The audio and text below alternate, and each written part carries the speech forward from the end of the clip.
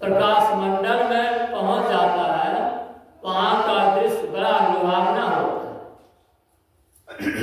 वहां के दृश्य, वहां का वातावरण, वहां का सुख, वहां का आभास एक ऐसा जादू है जिसमें साधक उसमें लिपट करके जा रहा है।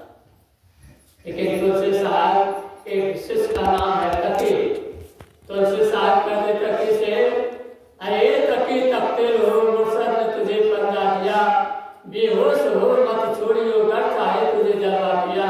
ए तकी, तुम अगर प्रकाश को प्राप्त कर ली हो तो भी देखने की मत छोड़ो, देखते रहो, देखते रहो।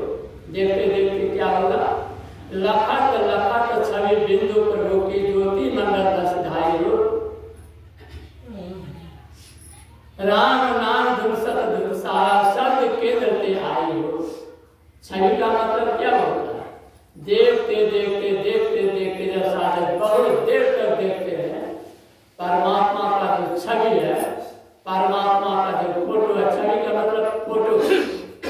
लेकिन संत महापुरुष कहते अभी तक परमात्मा का फोटो का निर्माण नहीं हुआ।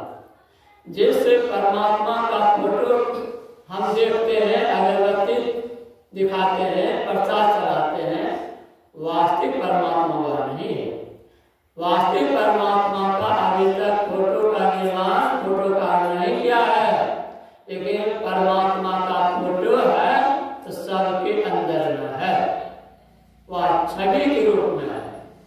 लखत लखत छवि बिंदु प्रभु की ज्योति मंडल धस जाए। ज्योति मंडल में धस जाएंगे तब क्या होगा? राम नाम धुन सत धुन सारा शब्द केंद्र ते आए हो। ताज धुन भगत मिलो प्रभु से, इसे आवाज बनना चाहिए। जब साधक का मन ज्योति में लीन हो जाता है तो शब्द से ध्वनि निकलती है, जो ध्वनि प्रकाश मारती है। उस ध्वनि को साधक जब सुनने लगता है तब ध्वनि को सुन करके साधक शब्द को सुनने लगता है। क्या सत्संग परम पूज्य कमलेश्वरी बाबा की पुण्यतिथि के शुभ अवसर पर हुआ। कैसे थे बाबा? मैं थोड़ा सुना रहा हूं। जब अस्वस्थ हो गए तो मैंने आया, मैंने बाबा से कहा, बाबा ध्यान करते हैं ना? बाबा को यहाँ ध्यान तो करते हैं।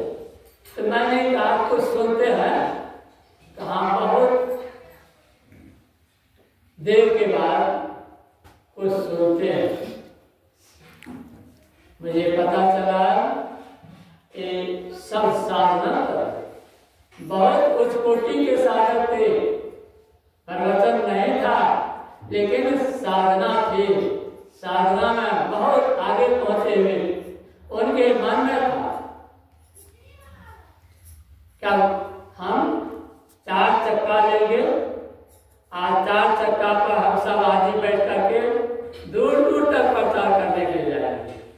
प्रचार करना था।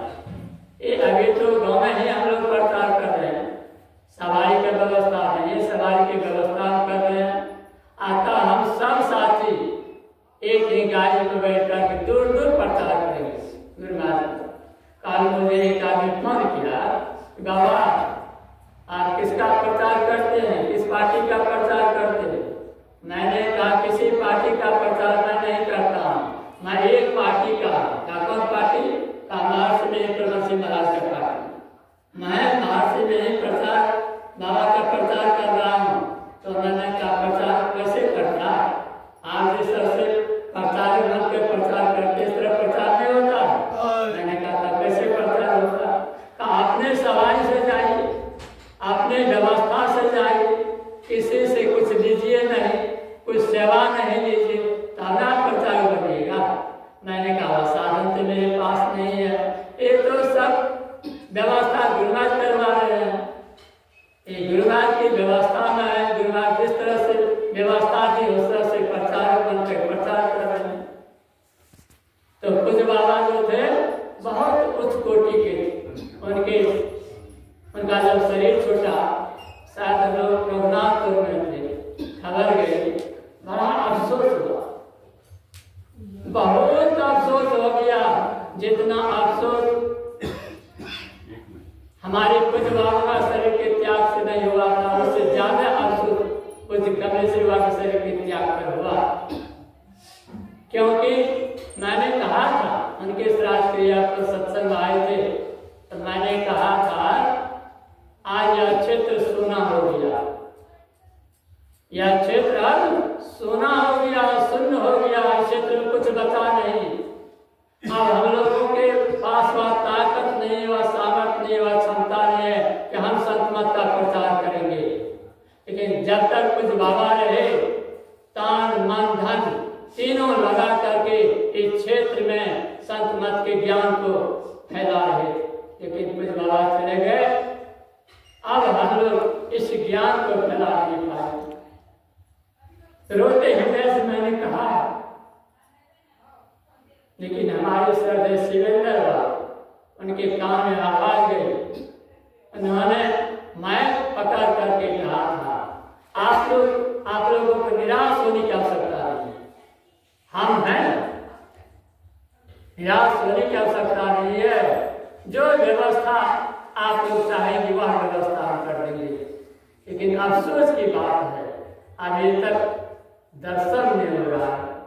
दर्शन की तो बात आगे की है, लेकिन अभी तक दर्शन भी नहीं और एक वाणी भी सुनने को नहीं मिल रहा।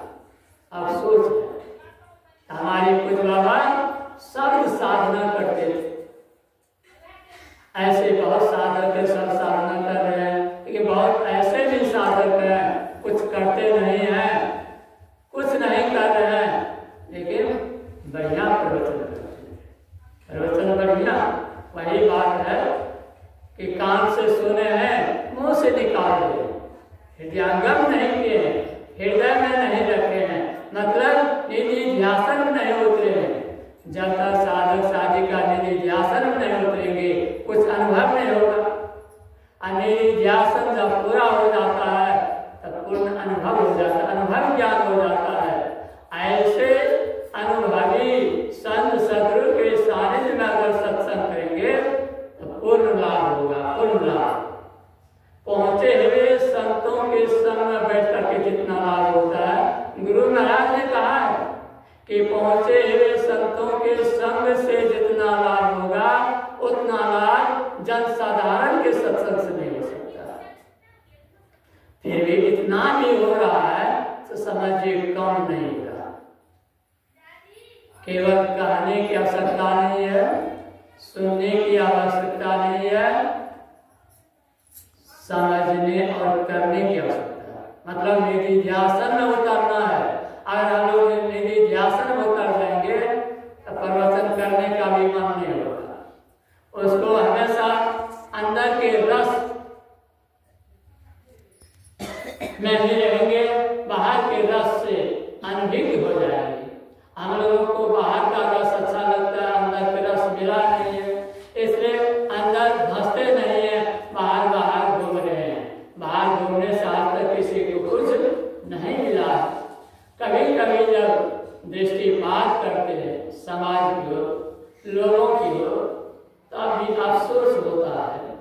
परमात्मा अनमोल शरीर प्रदान किए हैं, जिस शरीर को पाकर के लोग इस शरीर को बेमोल कर रहे हैं।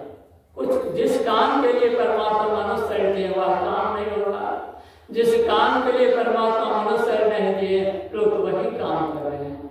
बहुत धन कमाने से क्या होगा, बहुत विद्या पढ़ लेने से क्या होगा, इसका मतलब धन कमाना नहीं है।